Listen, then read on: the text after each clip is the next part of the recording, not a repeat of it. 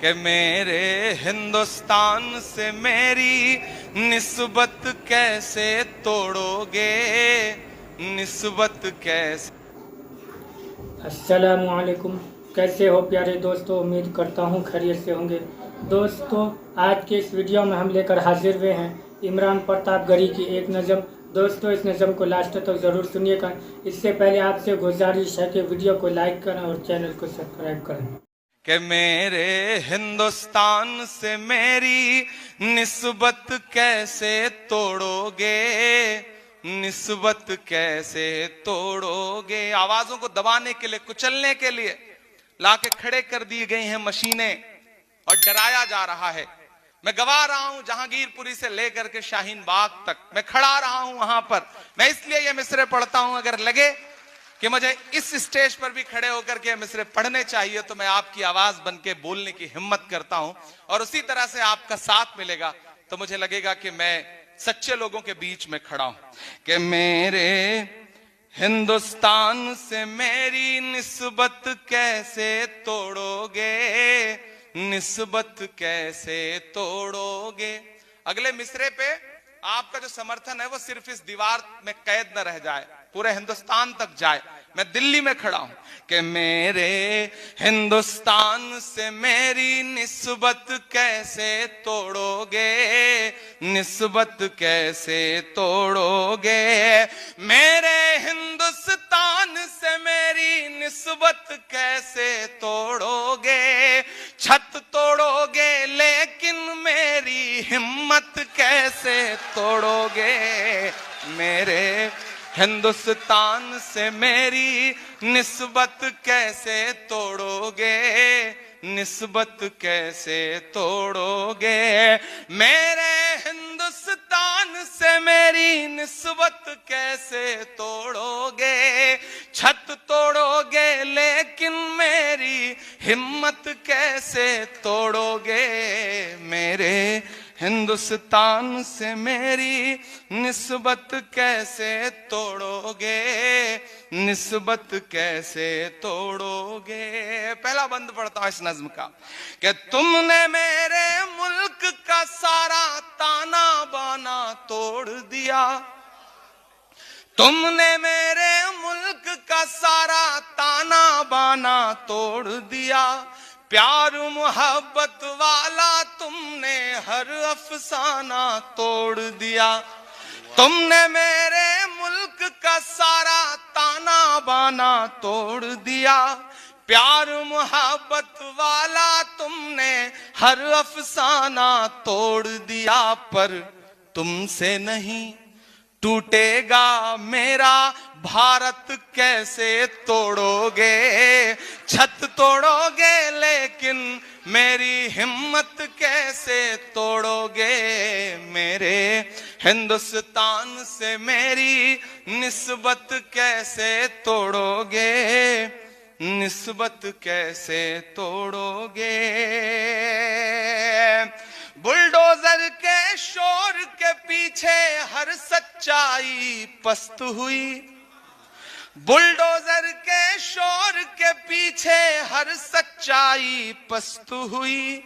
लोकतंत्र भी सिसक रहा है, न्याय व्यवस्था ध्वस्त हुई। काश कभी सोचा होता ये गुर्बत कैसे तोड़ोगे। छत तोड़ोगे लेकिन मेरी हिम्मत कैसे तोड़ोगे।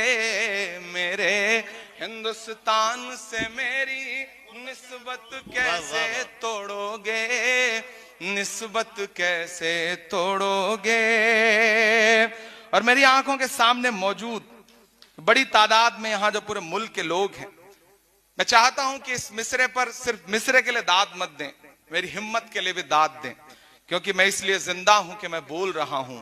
दुनिया किसी गूंगे की कहानी नहीं लिखती। वसीम मलिक ने कभी जब शेर कहा तो मैं कोशिश कर रहा हूं कि मैं शेर को अपनी जिंदगी का हिस्सा बनाऊं।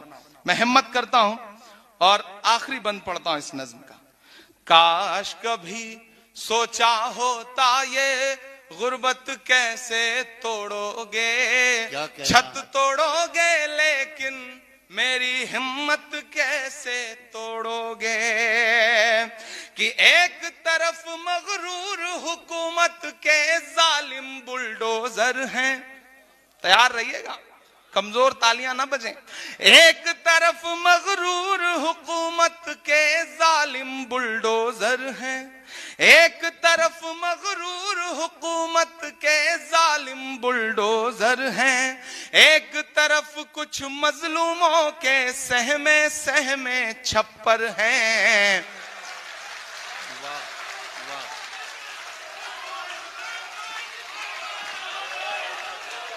शुक्रिया। दाद मुझे अगले मिसरे पे चाहिए, दाद मुझे अगले मिसरे पे चाहिए। शुक्रिया, आपने एडवांस में थोड़ी सी दे दी। एक तरफ मगरूर हुकूमत के जालिम बुलडोजर हैं। मैं भी शाहीन बाग में गया जिस दिन बुलडोजर चल रहा था, सामने खड़ा हुआ तो मीडिया किस तरह से झुंड बना के आता है, तो उन्होंने कहा आपको क्या लगता है क्यों तोड़ा जा रहा है? मैंने कहा ये सवाल आप उनसे पूछिए, जब इंक्रोचमेंट है ही नहीं तो क्यों तोड़ा जा रहा है, ये सवाल उनसे पूछे। तो बोले इसका मतलब कांग्रेस शाहीन बाग के साथ खड़ी है।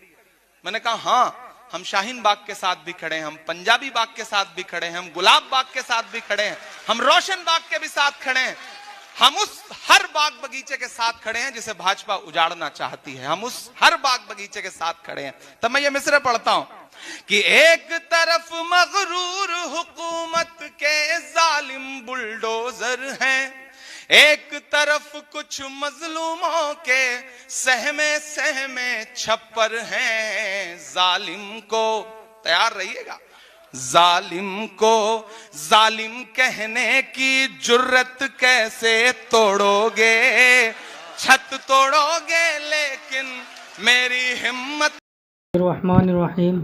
हज़रत अबू हुरैरा रज़ियल्लाहु अन्हु से रिवायत है कि रसूलुल्लाह सल्लल्लाहु अलैहि वसल्लम ने इरशाद फरमाया, जो लोग कसरत से मस्जिदों में जमा रहते हैं वह मस्जिदों के खूंटे हैं, फरिश्ते उनके साथ बैठते हैं।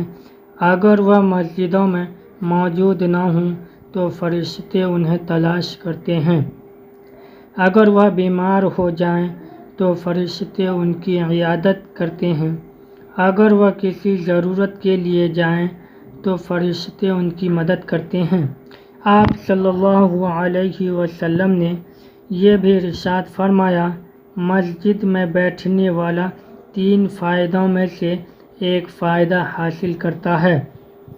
किसी भाई से मुलाकात होती है जिससे कोई दीनी फ़ायदा हो जाता है, या कोई हिकमत की बात सुनने को मिल जाती है, या अल्लाह ताला की रहमत मिल जाती है जिसका हर मुसलमान को इंतज़ार रहता है। हज़रत आयशा रज़ियल्लाहु अन्हा फरमाती हैं कि रसूलुल्लाह सल्लल्लाहु अलैहि वसल्लम ने महल्लों में मसाजिद बनाने का हुक्म फरमाया और इस बात का भी हुक्म फरमाया मसाजिद को साफ रखा जाए और उनमें खुशबू बसाया जाए। हज़रत अनस रज़ियल्लाहु अन्हु फरमाते हैं कि एक औरत मस्जिद से कोरा करकट उठाती थी, उसका इंतकाल हो गया। नबी करीम सल्लल्लाहु अलैहि वसल्लम को उसके दफन कर